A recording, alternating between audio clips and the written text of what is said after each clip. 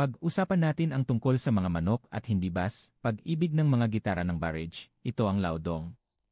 Ngayon makikita natin ang isang obra maestra ni Lao Tzu, Li 101. Marahil ang mga matatandang kaibigan ng manok ay pamilyar sa maagang gawa ni Lao Tzu na Li 1 at Li 101 at kasama ang kasunod na modelo ng pag-upgrade.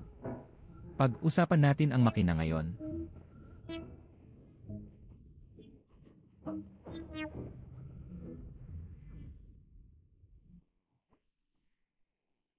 Tignan natin ang hitsura ng pagkakagawa. Nagtanong tungkol sa opisyal na serbisyo sa customer. Sinabi ng customer service na ang makina na ito ay ginawa kamakailan. Ngunit sa palagay ko ang mga materyales at hulma na ito pa rin ang texture ng nauna at ang kasalukuyang carrier. Medyo mas masahol pa. Siguro ang ilang mga kaibigan ay mag-iisip. Hindi ba ito estilo ng copycat Dingo E320? Ito ay kung paano sinagot ni Lao Tzu ang tanong na ito. At ang paglaon ng retro game Japanese Dog Machine.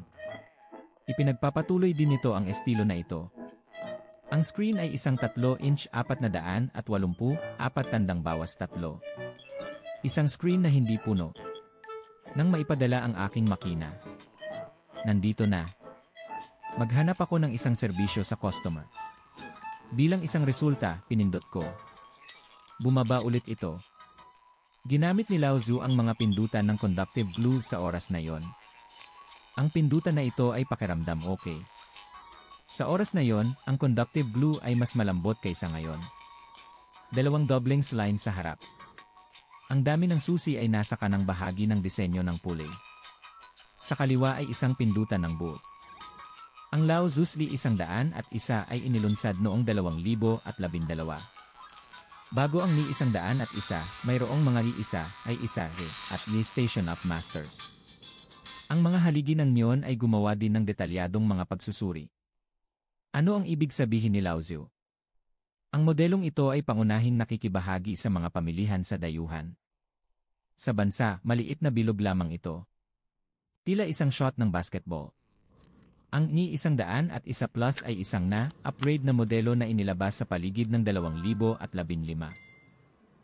Upgrade na baterya. Upgrade ang baterya sa 800 mAh. 200 mahigit sa Gi 101. Pinahusay na kontrol ng kuryente.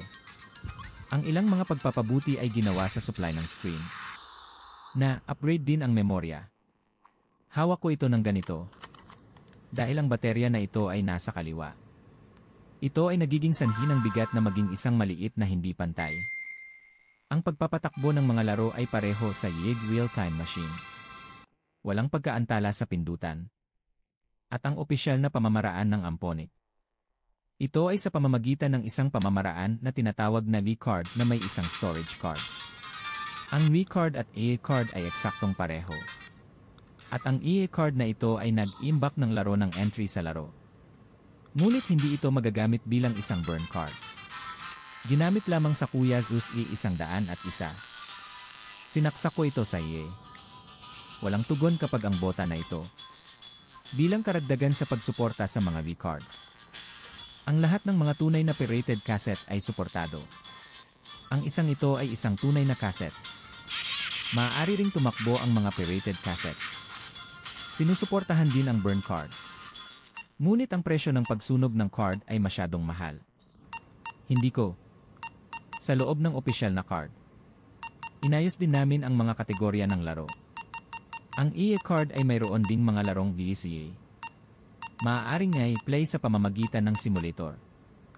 Mayroon ding function key dito. Kung ang key na ito ay pinindot ng hiwalay. Maaaring suportahan ang pagsasaayos ng 5 bilis na ilaw. At iba pang mga kombinasyon bago magmungkahi.